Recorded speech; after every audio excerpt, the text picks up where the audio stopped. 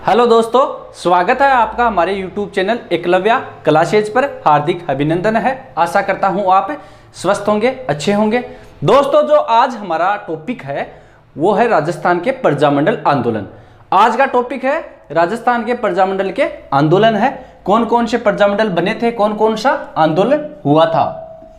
राजस्थान के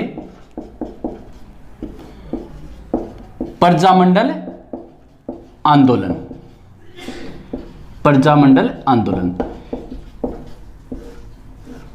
अगर देखा जाए तो राजस्थान की जितनी भी कंपटीशन की एग्जामें हैं, जिसके अंदर राजस्थान का जो जीके है, इतिहास है, अगर उनमें देखा जाए तो प्रजामंडल से हमेशा हर एग्जाम में एक या दो क्वेश्चन पूछा जाता है। तो हम आज प्रजामंडल का जो टॉपिक है उसको पूरा क्लियर करते हैं। प्रजामंडल ये शब्द है, सबसे पहले हमें जानना जरूरी है कि प्रजामंडल का अर्थ होता क्या है। कोई भी टॉपिक की शुरुआत करें उससे पहले हमें यह जानना जरूरी है कि यह टॉपिक है, जैसे प्रजामंडल है तो प्रजामंडल का अर्थ होता क्या है। देखो, प्रजा का मतलब होता है जनता, प्रजा का मतलब जनता है, मंडल का है संघ। जनता का जो संघ था उसे बोला जाता है प्रजामंडल। हमारे राजस्थान के अंदर देखा जाए तो एक नरेंद्र मंडल था। नरेंद्र मंडल था राजाओं से संबंधित। अगर इसका विच्छेद किया जाए तो नर प्लस इंद्र, यह पर्यायवाची होता है राजा का। जिस प्रकार जनता ने एक संघ बनाया था उसी प्रकार राजाओं ने भी एक संघ बनाया, नरेंद्र मंडल। तो नरेंद्र मंडल की स्थापना तो अगर हुई थी 1921 के अंदर। नरेंद्र मंडल की जो स्थापना थी वो हुई थी 1921 के अंदर। और इसका जो चांसलर था, चांसलर ये था गंगा सिंह। बीकानेर के शासक थे गंगा सिंह जी। ये तो हो गई नरेंद्र मंडल की बात, टॉपिक से थोड़ा हटके बता दिया मैंने। प्रजामंडल की बात करें तो जनता का जो संघ बना था, क्यों बना था इसका भी कारण जानना जरूरी है। उस टाइम हमारी जो देशी रियासतें थी उसके अंदर राजा और राजा से ऊपर थे अंग्रेज। राजा और जो अंग्रेज थे उनके बीच में काफी घनिष्ठ संबंध था। जनता पे राजा बिल्कुल भी ध्यान नहीं देते थे। तो जनता ने सोचा कि कुछ ना कुछ तो किया जाएगा, तो उन्होंने एक कदम उठाया और प्रजामंडल के लिए उन्होंने आंदोलन किया था। राजा और जो अंग्रेज है उनका जो घनिष्ठ संबंध है उसको विच्छेद करने के लिए जनता ने एक उपाय सोचा और एक संघ बनाया और प्रजामंडल आंदोलन का उन्होंने विचार किया कि प्रजामंडल आंदोलन किया जाएगा। अगर बात करें तो 1938 हरिपुरा अधिवेशन हुआ था कांग्रेस का। हरिपुरा अधिवेशन, हरिपुरा के अंदर कांग्रेस का अधिवेशन हुआ था 1938 के अंदर। इसका जो अध्यक्ष था, अध्यक्ष की बात करें, ये थे सुभाष चंद्र बोस। चंद्र बोस। इस कांग्रेस के जो ये था ना, ये जो कांग्रेस का अधिवेशन हुआ था इसके अंदर देशी रियासतों के संघर्ष से संबंधित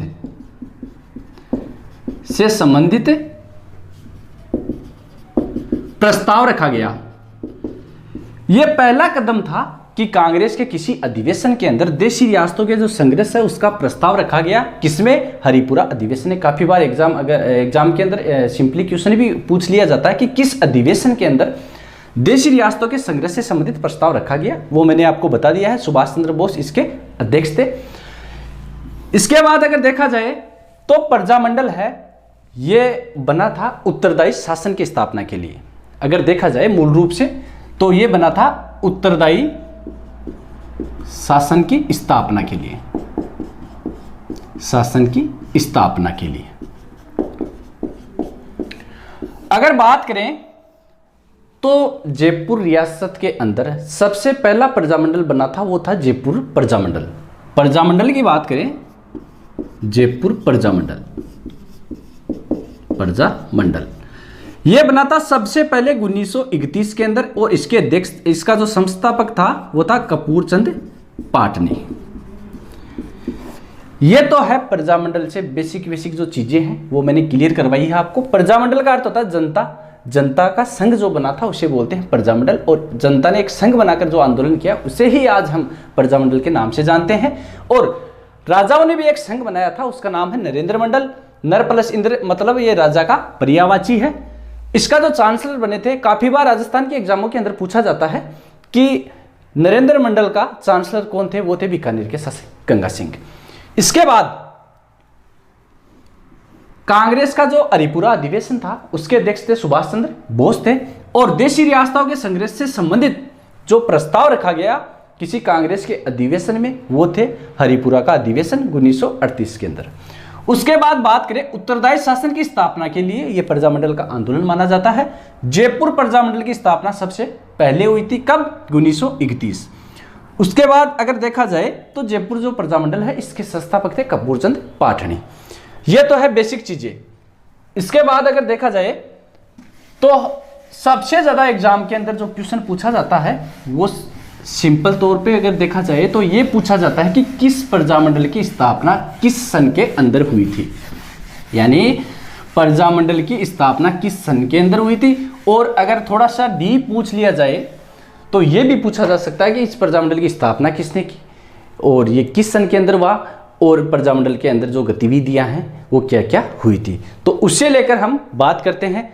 देखो, प्रजामंडल के अंदर सन याद करने का एक फॉर्मूला है, सिंपली तरीके से मैं आपको समझाऊंगा। आप कॉपी पेन हाथ में ले लो और मेरे साथ साथ इस चीज को रिवाइज करते चलो। देखो, सबसे पहले हमको लिखना है जब्बू माहा दोबी सामे करो अलवर किको सिरोही कुशल बांस डूंगर पर जैसे जाला दिया प्रजामंडल की जो किस सन के अंदर ये बना था उसके लिए एक सिंपली फॉर्मूला है, मेरे साथ आप रिवाइज करो। मैंने बताया जब्बू माहा दोबी, ऐसे अंगुली पे लेके चलो। जैसे जब्बू आ गया, जब्बू माहा दोबी, सामने करो अलबर कीको शिरोई कुशल बांस डूंगर पर जैसे जाला दिया। जब्बू माहा दोबी सामने करो अलबर कीको शिरोई कुशल बांस डूंगर पर जैसे जाला दिया। इसके बाद सबके पास मोबाइल है, 10 अंक का मोबाइल नंबर आता है। इसी प्रकार 10 अंक बताऊंगा मैं आपको, बहुत सिंपल तरीके से देखना है आपको, एकदम इजी से याद होगा। 14689 ये याद कर सकते हो आप, 14689। और इसके बाद में 2 3 4 5 और 6, टोटल कितना हो गया? 10। सभी के पास मोबाइल है, 10 नंबर है, वो याद हो सकते हैं, तो ये भी होगा, एकदम सिंपल है। इसमें आगे तो याद करना कुछ है नहीं। देखो 14689 2 3 4 5 6। अगर बात करें तो मैंने आपको बताया कि 1931 के अंदर जयपुर जो प्रजामंडल बना था वो बना था 1931। जैसी ये लाइन है उसको सेम टू सेम उठाओ आप, 1 4 6 8 9 14689। उसके बाद 2 3 4 5 और 6, बस हो गया अपना काम। 14689 2 3 4 5। पहला बताया 1931, सेम उठाता चलो। 1931 1934 1936 1938 1939 और 40 के बाद में आते हैं 41 और 42। तो हमें लिखना है 1942 1943 1944 1945 और 1946। लो भाई अपना काम हो गया, एकदम सिंपल है। 14689 2 3 4 5। 14689 हमें ऐसे लिखना है, 2 3 4 5 ऐसे लिखना है, एकदम सिंपल है। आड़ू भाषा में देखा तो एकदम इजी है, वो एकदम इजी है। देखो जब्बू की बात करें, जैसे बनेगा जयपुर बूंदी। लो भाई काम हो गया। जयपुर बूंदी कब बने? 1931 के अंदर बने। उसके बाद देखो महा मारवाड़ और हाड़ौती, मारवाड़ और हाड़ौती। फिर देखो भाई धोबी यानी धौलपुर और बीकानेर। फिर देखो सा कौन सी रियासत थी? शाहपुरा थी भाई, उसके बाद बात करें मे पर मेवाड़ थी। उसके बाद बात करें करो यानी करौली थी। अल यानी अलवर था। अल भर के लिए भरतपुर था। हो गया अपना काम। फिर देखो की पे कौन सी रियासत थी? किशनगढ़ थी भाई, किशनगढ़। उसके बाद कोटा, फिर सिरोही। हो गया। उसके बाद बात करें कुशलगढ़, कुशल से कुशलगढ़, कुशलगढ़। उसके बाद बात करें बांसवाड़ा, बांसवाड़ा। उसके बाद देखा जाए डूंगर से कौन सा स्टार्ट है? डूंगरपुर है। पर से कौन सा है? प्रतापगढ़ है। जैसे से जैसलमेर है, जैसलमेर है। जाला दिया फिर बच्ची कौन सी है भाई? टोटल रियासतें थी 19, 18 हो गई है, एक है जाला यानी झालावाड़, झालावाड़।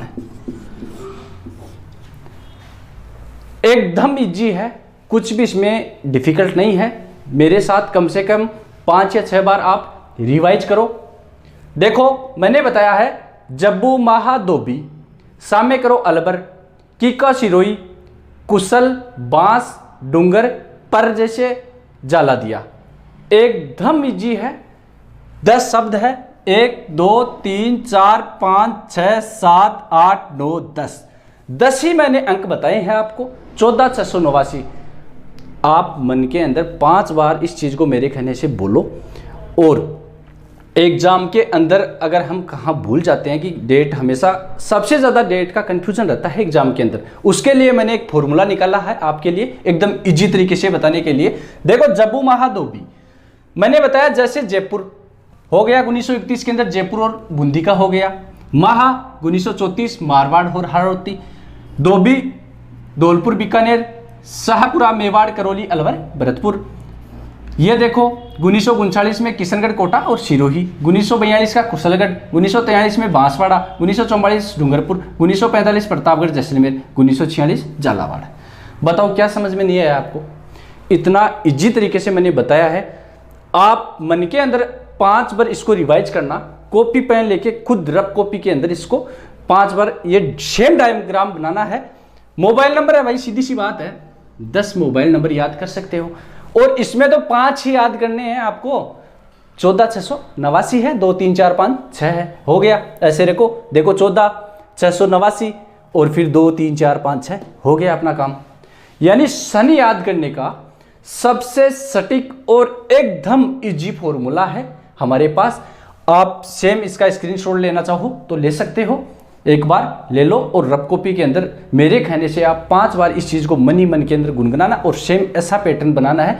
कभी भी एग्जाम लगे, अगर कंफ्यूज अगर लगता हो तो आपको इससे कंफ्यूज नहीं होगा, ठीक है। इसके बाद अगर बात करें, इसके आगे बात करें तो हमें यह भी चीज ध्यान रखनी है कि किस प्रजामंडल के संस्थापक कौन थे। यानी पूछा जा सकता है जयपुर प्रजामंडल के संस्थापक कौन थे, मारवाड़ जो प्रजामंडल है उसके संस्थापक कौन थे, बीकानेर के कौन थे। इस प्रकार भी हमें एग्जाम में बहुत बार पूछा जाता है। उसके लिए भी देखो भाई एकदम सिंपली तरीके से आप देखना, जैसे आपने ये समझा है वैसे ही आपको वो भी समझ में आएगा। मेरे कहने से एक बार आप मेरे साथ साथ रिवाइज करना। आपको लिखना है भाई शहर बीकानेर में जेसमी काकी ने, काकी तो जानो हो, जेसमी काकी ने मामे के साथ मिलकर बोड़ू काकी के, काकी दो आगे रवाया, काकी के बाबू को मार डाला। क्या बताया मैंने? शहर बीकानेर में जेसमी काकी ने मामे के साथ मिलकर बोड़ू काकी के बाबू को मार डाला। फिर पूछा जाए कौन बचा, कौन बचा, तो फिर किसी ने कहा कब, किसी ने कहा कब? कि जब आप बुक में पढ़ोगे, जब आप बुक में पढ़ोगे। देखो भाई एकदम सिंपल तरीके से देखना। शहर बीकानेर में जेस्मी काकी ने मामे के साथ मिलकर बोड़ू काकी के बाबू को मार डाला। कौन बचा? कब? जब बुक के अंदर पढ़ा गया। देखो एकदम इजी है। शह से कौन सा स्टार्ट होता है? कौन सी रियासत थी? शह से थी शाहपुरा, शाहपुरा। र से देखना है रमेश चंद्र, रमेश चंद्र। लो भाई अपना काम हो गया। एक तो हो गया। बीकानेर एकदम इजी है भाई, बीकानेर का खुद का नाम आ गया है। बीकानेर में थे मग्गाराम वैद्य, मग्गाराम वैद्य। बीकानेर में कौन थे? मग्गाराम वैद्य। उसके बाद देखा जाए जेस्मी काकी, तो जैसे होगा जैसलमेर। इससे होगा मिठालाल व्यास, मिठालाल व्यास। आज की काकी है इन पटनी अपन उल्टी। कहना को मतलब है काकी इन पटनी है उल्टी, यानी की का। किसे हो गया? किशनगढ़। और कासे हो गया? कांतिलाल। कौन हो गया? कांतिलाल। ई काकी ने उल्टी पड्डी जा, आ काकी बागी जा, इन तो छोटो ठे। इसके बाद में मामे, मामे को अगर देखा जाए तो इसको भी उल्टा पढ़ना है। जैसे मेवाड़, मेवाड़ का कौन है?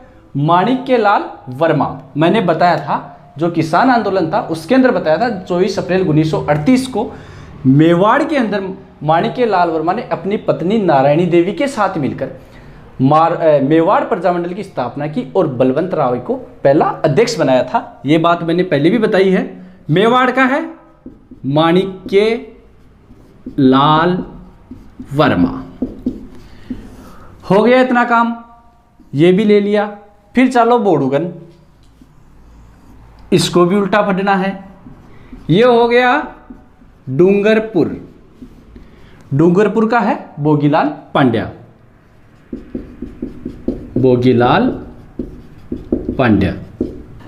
ये हो गया बोगीलाल पांड्या। बोगीलाल पांड्या को वागड़ का गांधी कहा जाता है, यह भी ध्यान रखना है। वागड़ का गांधी पूछा जाए वो कौन है? बोगीलाल पांड्या। फिर देखना है बाबू, यानी बासे होगा बांसवाड़ा और भूपेंद्र त्रिवेदी, भूपेंद्र त्रिवेदी।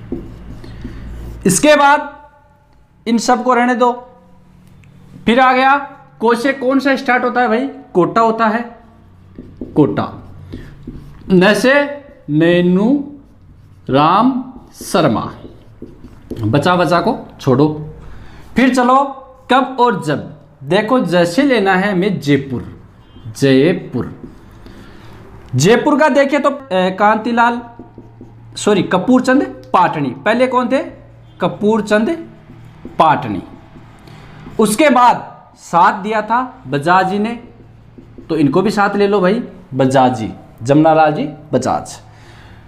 इसके बाद देखा जाए बु से कौन सा स्टार्ट होता है? बूंदी होता है, बूंदी। और कैसे होता है? कांतिलाल चौथानी, कांतिलाल चौथानी। कांतिलाल दो जगह बताया है मैंने, एक तो किशनगढ़ का बताया है और यह है कांतिलाल चौथानी। सिंपल तरीके से एक बार दोबारा देखना, किसी भाई को समझ में नहीं आया है तो देखो। शहर बीकानेर में जेस्मी काकी ने, तो शहर से हो गया शाहपुरा रियासत, र से हो गया रमेश चंद्र, बीकानेर से मग्गाराम वैद्य, जेस्मी में देखो जैसलमेर और मिठालाल व्यास। काकी को बताया उल्टा करना है, उल्टा पढ़ना है, तो की किशनगढ़ और का से कांतिलाल। उसके बाद बात करें मामे को, काकी को उल्टा पढ़ा तो भाई मामी को भी उल्टा पढ़ा जाए। तो देखो मेवाड़ का कौन है? माणिक्यलाल वर्मा।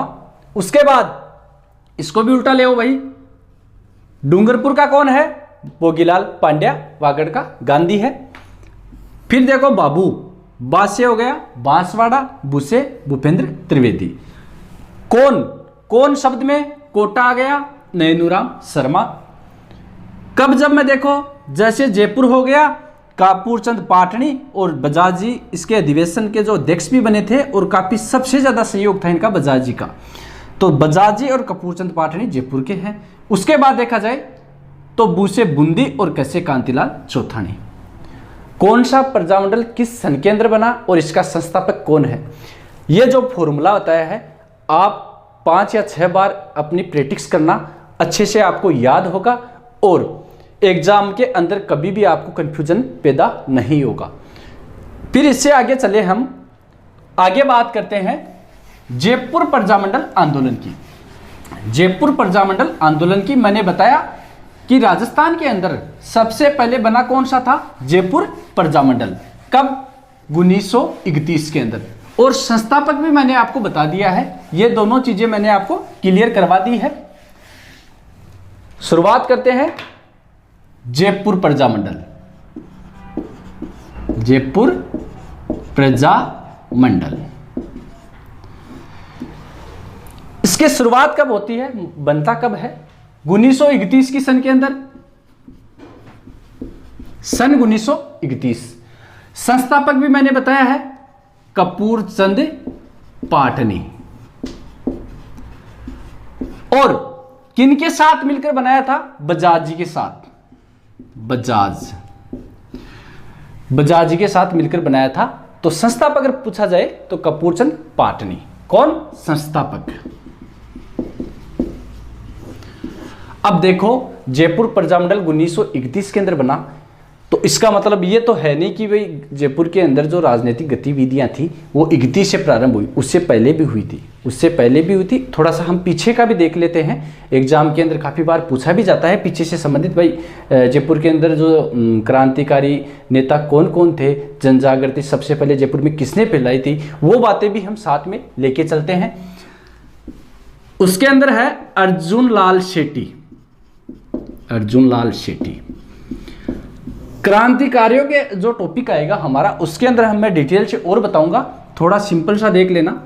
अर्जुन लाल शेट्टी जयपुर के अंदर पहले क्रांतिकारी नेता माने जाते हैं। जन जागृति फैलाने का पहला काम किया था जयपुर के अंदर अर्जुन लाल शेट्टी ने। अगर देखा जाए जयपुर के अंदर जन जागृति फैलाने वाला पहला कोई आदमी था तो वो था अर्जुन लाल शेट्टी। और इन्होंने एक स्कूल या विश्वविद्यालय था, उसका भी संस्थापक इन्हें माना जाता है। वर्धमान महाविद्यालय की स्थापना भी अर्जुन लाल शेट्टी ने की थी। ये एक महाविद्यालय का नाम है, लेकिन यहाँ जो क्रांतिकारी गतिविधियां थी उनका प्रशिक्षण दिया जाता था, तो ये थे अर्जुन लाल शेट्टी। और इनके बारे में कहा जाता है कि इन्हें जयपुर के अंदर जो चोमू का जो ठिकाना है, वहाँ इन्हें न्यायाधीश का पद भी मिला था, तो इन्होंने वो पद ठुकरा दिया कि अगर अर्जुन लाल शेट्टी नौकरी करेगा तो अंग्रेजों को देश से बाहर कौन भगाएगा। और जो इनका टॉपिक आएगा उसके अंदर मैं और डिटेल से बताऊंगा। उसके बाद देखा जाए हीरालाल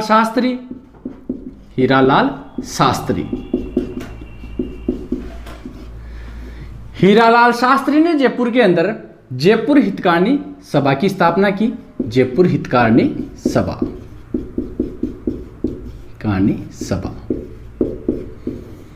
और इसके बाद 1927 की बात करें, जीवन कुटीर एक विद्यालय भी इन्होंने बनवाया था।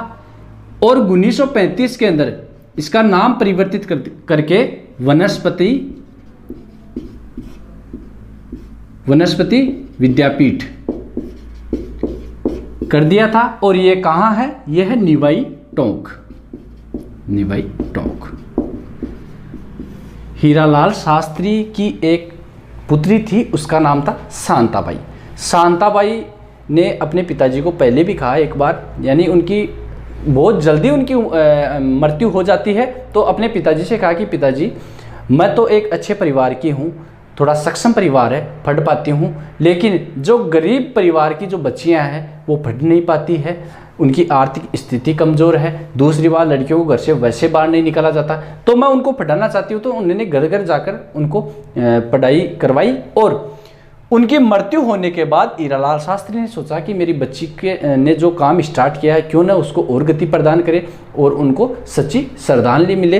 तो उसी शांताबाई की याद में उन्होंने जीवन कुटीर विद्यालय की स्थापना की निवाईटोंग के अंदर, और 1935 में इसका नाम वनस्पति विद्यापीठ कर दिया गया था, वनस्पति विद्यापीठ। इनके बाद देखें तो जमनलाल बजाज, थोड़ी सी डिटेल उनकी भी देख लेते हैं। जमनलाल बजाज,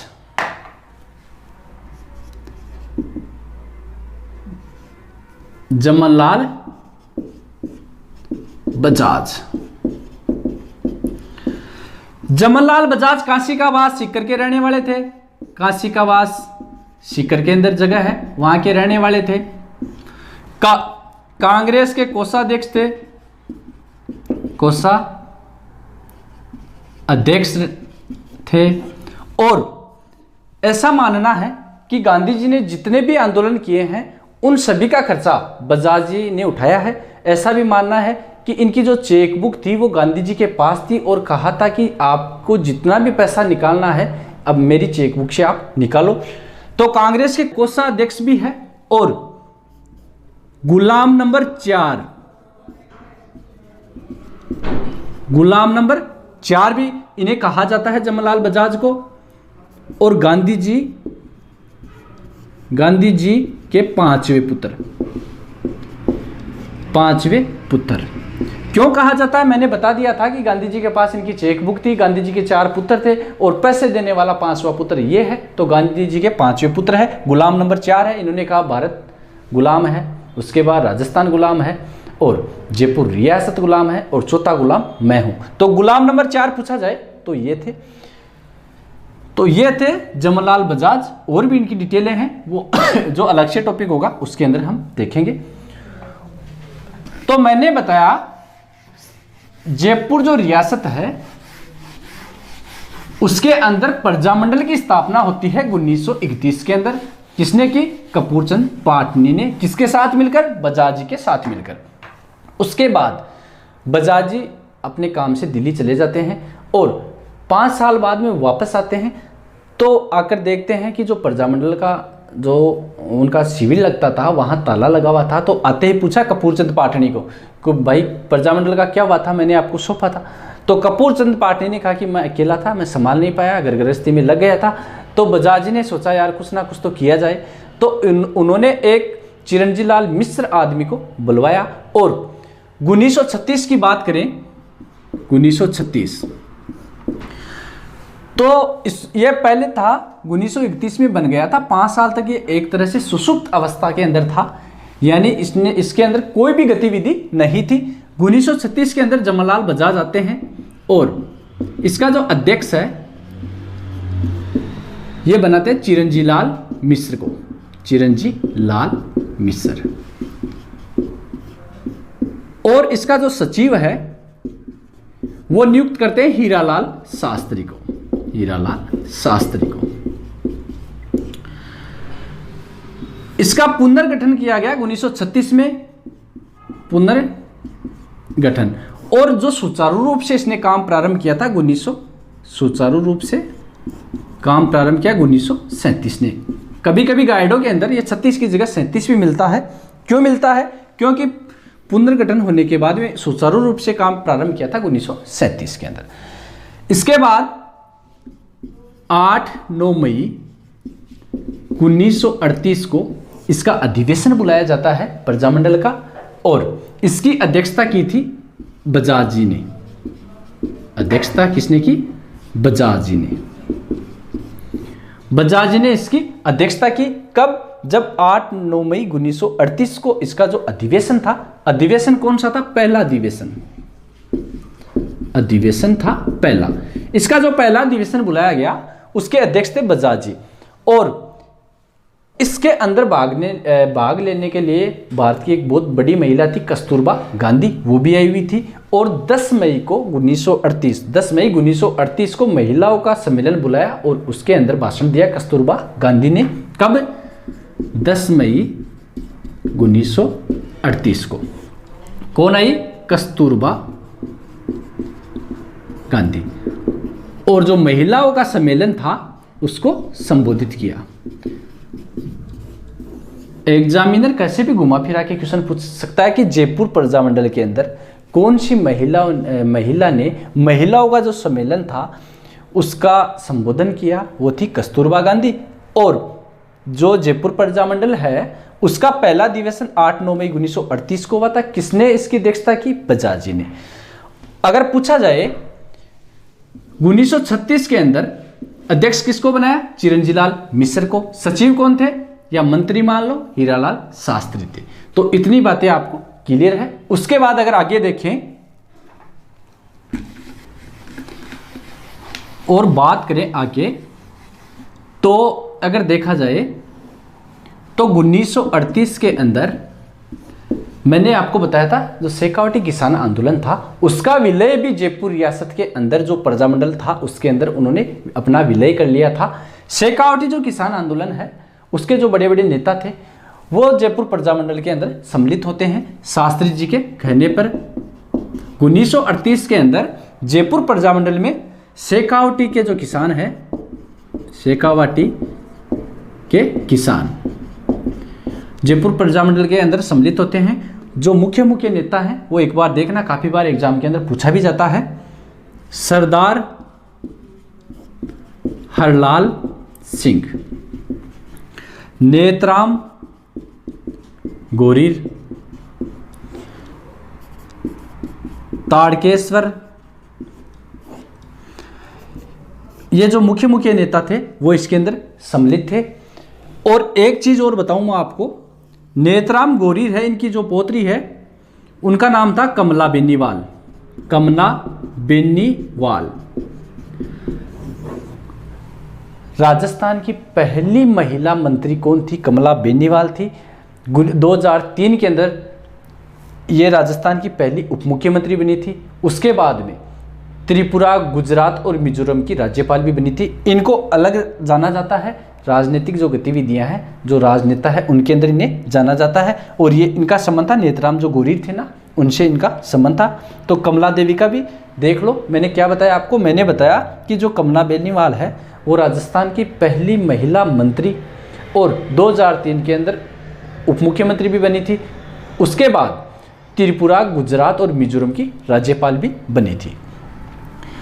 आगे चलकर देखा जाए तो प्रजामंडल अपना काम कर रहा था, तो जो जयपुर रियासत के जो राजा थे उनको ये बात पची नहीं कि यार ये तो अपना काम कर रहे हैं आराम से, तो क्यों ना इस पर प्रतिबंध लगा दिया जाए। तो 1939 के अंदर जो प्रजामंडल था इस पर बैन लगा दिया, यानी प्रतिबंध लगा दिया गया कि ये तो बहुत ज़्यादा उछल कूद कर रहे हैं, हम कुछ नहीं करें, हमारा जो फायदा उठा रहे हैं। तो जयपुर ने इस पर प्रजामंडल पर प्रतिबंध लगा दिया था। और प्रतिबंधित होने के बाद में बेराट से शास्त्री जी और चिरंजीलाल, बजाज जी, ये जो बड़े बड़े नेता थे इन्हें बेराट से गिरफ्तार कर लिया गया। क्यों? बैन होने के बाद में इन्हें बाहर निकाल दिया गया था और जयपुर के अंदर प्रवेश करने पर बेराट में इन्हें प्रतिबंध होने के बाद में इन्हें गिरफ्तार कर लिया गया। तो फिर नेतृत्व किसने किया? वो किया था, एक तो थे दौलत राम भंडारी और गुलाब चंद कासलीवाल। बैन होने के बाद में जो जयपुर प्रजामंडल है उसका जो नेतृत्व किया था वो किया था दौलत राम भंडारी और गुलाब चंद कासलीवाल ने। इसके बाद प्रतिबंध करने के बाद ये जाते हैं महात्मा गांधी जी के पास। गांधी जी से मिलते हैं, उनसे कहते हैं कि हमारा जो प्रजामंडल था उसको प्रतिबंधित कर दिया। तो गांधी जी ने कहा कि भाई आप सत्याग्रह प्रारंभ करो। तो फिर जयपुर प्रजामंडल के जो नेता थे उन्होंने सत्याग्रह प्रारंभ किया। और पहला सत्याग्रही अगर पूछा जाए तो वो थे चिरंजीलाल अग्रवाल थे। और इस आंदोलन के अंदर महिलाओं ने भी गिरफ्तारियां दी। उन महिलाओं का नाम देखो, एक तो दुर्गा दुर्गावती ने महिलाओं का नेतृत्व किया तो इनको गिरफ्तार किया गया। और एक जत्था था महिलाओं का, यानी एक जो मंडल था महिलाओं का, उसका नेतृत्व किया दुर्गावती ने, इन्हें गिरफ्तार किया गया। और एक अलग से एक जत्था और था महिलाओं का, उसमें थी सुशीला देवी, रमा देवी, शारदा, इंदिरा, सुशीला, रमा, शारदा, इंदिरा और विद्या देवी। इन महिलाओं को भी गिरफ्तार किया गया। इनमें मेन लीडर थी रमा देवी, बलवंत सांवलाराम देशपांडे की पुत्री थी ये, पत्नी थी। बलवंत सांवलाराम देशपांडे जो बजाज जी के साथ 1927 के अंदर जो चरखा संघ की स्थापना करते हैं, बजाज जी के साथ थे वो बलवंत राम सांवलाराम देशपांडे। उनकी धर्मपत्नी थी रमा देवी और दुर्गावती अलग से जो महिलाओं का जत्था था उसका नेतृत्व कर रही थी। तो इन्हें भी गिरफ्तार किया गया और इन्हें भी गिरफ्तार किया गया। 2-3 बार एग्जामों के अंदर पूछा हुआ क्वेश्चन है कि दुर्गावती किस प्रजामंडल से संबंधित थे जिन्हें गिरफ्तार किया गया, तो ये भी आप थोड़ा सा देखना। उसके बाद कुछ दिन हलचल होती है और 7 अगस्त 1939 को एक बैठक होती है जिसके तहत समझौता किया जाता है। 7 अगस्त 1939 जो बैठक होती है उसके अंदर समझौता किया जाता है और जो प्रतिबंध लगा दिया था उसको हटा दिया जाता है, प्रतिबंध को हटा दिया जाता है। और 1940 विधिवत पंजीकरण कर दिया। यानी जो प्रजामंडल के ऊपर जो प्रतिबंध था 7 अगस्त 1939 को एक बैठक होती है और उनके बीच समझौता किया जाता है और जो प्रतिबंध लगा था उसको हटा दिया और 1940 के अंदर विधिवत पंजीकरण इसका कर दिया। अब पंजीकरण होने के बाद में जो दोबारा अधिवेशन हुआ था 1940 के अंदर, सेकंड अधिवेशन, इसकी जो अध्यक्षता थी वो की थी बजाज जी ने। इसकी अध्यक्षता किसने की? बजाज जी ने की थी। उसके बाद बजाज जी के साथ एक आदमी और थे, कैलाश नाथ काटजू। तो अधिवेशन जो दूसरा अधिवेशन है पंजीकरण होने के बाद तो पहला है और देखा जाए तो प्रजामंडल का दूसरा अधिवेशन था। बजाज जी ने इसकी अध्यक्षता की और इनका साथ दिया था कैलाश नाथ काटजू ने। और जब विधिगत पंजीकरण किया गया था उस टाइम अध्यक्ष बनाया गया था इनको हीरालाल शास्त्री को। उस टाइम अध्यक्ष कौन थे? हीरालाल शास्त्री। इतनी चीजें होने के बाद में गांधी जी ने एक आंदोलन चलाया था, उसका नाम है भारत छोड़ो आंदोलन। कौन सा आंदोलन? भारत छोड़ो आंदोलन। फेवरेट नारा था करो या मरो, वो भी दिया था। अब एक बार क्वेश्चन पूछा हुआ है आरपीसी का, तो ऐसे मान के चलो बहुत फेवरेट क्वेश्चन है कि भारत छोड़ो आंदोलन के अंदर किस प्रजामंडल ने भाग नहीं लिया था? वो था एक तो जयपुर और एक अलवर ने भी नहीं लिया था। जयपुर का काफी बार पूछा हुआ क्वेश्चन है। तो जो भारत छोड़ो आंदोलन हुआ था, भारत छोड़ो आंदोलन, उस आंदोलन के अंदर एक तो जयपुर, मोटा मोटी तो जयपुर प्रजामंडल ही था जिसने भाग नहीं लिया और इसके साथ में अलवर भी था। इन्होंने भारत छोड़ो आंदोलन के अंदर भाग नहीं लिया। भारत छोड़ो आंदोलन है जो 8 अगस्त 1942 को गांधी जी ने प्रारंभ किया था और 9 अगस्त को सुबह जल्दी 4 बजे ही 0 आवर ऑपरेशन के तहत गांधी जी और जो बड़े बड़े नेता थे उनको गिरफ्तार कर लिया जाता है। उसके बाद शास्त्री जी को बोला जाता है कि भारत छोड़ो आंदोलन के अंदर आप भाग लो, लेकिन शास्त्री जी ने वहां भाग नहीं लिया। क्यों नहीं लिया? उसका यह कारण माना जाता है कि गांधी जी ने कहा था कि जो अंग्रेज है उनको भगाओ और जो देशी राजा है वो अपना शासन जनता को सौंपो। उन्होंने कहा जो देशी राजा है वो जनता को अपना शासन सौंपो। लेकिन जो शास्त्री है और जयपुर के जो पीएम थे इस्माइल, उन दोनों के बीच में एक समझौता होता है और उस समझौते का नाम था एक जेंटलमैन एग्रीमेंट। कौन सा समझौता? Gentleman agreement. तो भारत छोड़ो आंदोलन के अंदर जयपुर और अलवर ने भाग नहीं लिया और शास्त्री और पीएम थे मिर्जा इस्माइल। जयपुर के पीएम उस टाइम कौन थे? मिर्जा इस्माइल। और शास्त्री के बीच में एक समझौता होता है, जेंटलमैन एग्रीमेंट इसको बोला जाता है। 7 नवंबर 1942 को ये हुआ था जेंटलमैन एग्रीमेंट। डेट थोड़ा क्लियर नहीं है, बाद में बताऊंगा आपको, शायद 7 नवंबर 1942 है। जेंटलमैन एग्रीमेंट होता है, इसके अंदर जो शर्तें रखी गई थी वो शर्तें थी, मिर्जा इस्माइल को बोला गया कि आप भारत छोड़ो आंदोलन के अंदर हमें तो कह रहे हो कि अंग्रेजों का साथ मत दो और आप अंग्रेजों का साथ दे रहे हो। तो मिर्जा इस्माइल ने कहा कि नहीं भाई, अब आगे से अंग्रेजों का साथ नहीं दिया जाएगा। तो एक शर्त पूछी जाए, अंग्रेजों का साथ नहीं दिया जाएगा। उसके बाद मिर्जा इस्माइल को बोला गया कि उत्तरदायी शासन की स्थापना करो। तो मिर्जा इस्माइल ने यह बात भी मान ली। तो यह शर्त थी, उत्तरदायी शासन की स्थापना कर दी जाएगी। फिर शास्त्री जी ने कहा कि भाई इस्माइल जी, आपने इतनी बातें मानी तो और भी बातें हैं, जो बिहार है, पंजाब है, बंगाल है, वहाँ से कोई आदमी अंग्रेज़ों को मारकर हमारे पास रण लेता है और आप पकड़कर जेल के अंदर डालते हो, उनके साथ साथ हमें भी आप जेल के अंदर डाल देते हो, तो ये भी एक हमारी शर्त है। तो इन्होंने कहा कि कोई बात नहीं, जो विद्रोह आएगा आप उसको छुपा के रखो, किसी को पता ही नहीं चलेगा। तो वो भी बात मान ली गई थी। उसके बाद मिर्जा इस्माइल और जो शास्त्री के बीच में ये जो समझौता है ये लागू हो जाता है और शास्त्री ने कहा कि भाई भारत छोड़ो आंदोलन में हम भाग नहीं लेंगे। जो हमारी शर्तें थी भारत छोड़ो आंदोलन के अंदर, वो हमारी मांगे इन राजाओं ने मान ली है, तो हम क्यों ले। तो इनके अंदर एक अलग से गुट है, आज़ाद मोर्चा।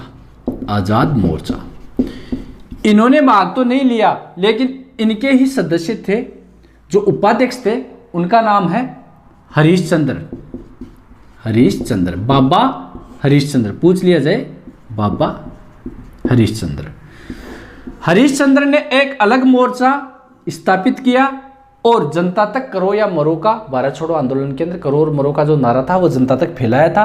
किसने? हरीश चंद्र ने, आज़ाद मोर्चे के तहत। तो पूछ लिया जाए कि जयपुर प्रजामंडल ने तो भाग नहीं लिया था, लेकिन एक उनका संगठन था, कौन सा? आज़ाद मोर्चा, उसने भारत छोड़ो आंदोलन में भाग लिया था और उसका जो नेतृत्व किया था बाबा हरीश चंद्र ने किया था।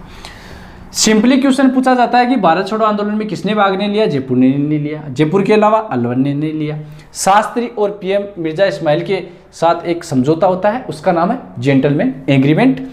शर्तें मैंने बता दी, अंग्रेजों का साथ नहीं दिया जाएगा, उत्तरदायी शासन की स्थापना कर दी जाएगी, आप शांतिपूर्ण सम्मेलन भी कर सकते हो। एक ये भी था कि हम जो भी यार सम्मेलन करते हैं आप हमें उठा के जेल में डाल देते हो, कि भाई अब नहीं किया जाएगा। और मिर्जा इस्माइल ने क्या शास्त्री और मांगे हैं वो भी बता दो। तो इनकी जो 4-5 शर्तें थी, मांगे थी, उनको मान लिया गया था। उसके बाद आगे चलकर 1945 में शास्त्री जी का जो प्रजामंडल आंदोलन था, इसके अंदर बाबा हरिश्चंद्र का जो आज़ाद मोर्चा जो संगठन है वापस प्रजामंडल के अंदर सम्मिलित हो जाता है। कहने का मतलब है 1945 के अंदर प्रजामंडल के अंदर सम्मिलित हो जाते हैं आज़ाद मोर्चा के जो नेता थे वो। और मार्च 1947 को नया मंत्रिमंडल बना और 30 मार्च 1949 को ही हुई थी। यह था हमारा जयपुर प्रजामंडल। इसकी जो काफ़ी गहराई से हमने डीपली तरीके से इसकी जो पूरी निचोड़ है वो हमने देखा है जयपुर प्रजामंडल का। देखो, एक तो ये भी पूछा जाता है, काफ़ी बार एग्जाम में आया हुआ क्वेश्चन है, बहुत सी एग्जामों में पूछा जाता है, जेंटलमैन एग्रीमेंट किस प्रजामंडल से संबंधित था, किन किन के बीच में हुआ, क्या क्या इनकी शर्तें थी, कब हुआ था, ये चीज़ें मैंने क्लियर करवा दी है।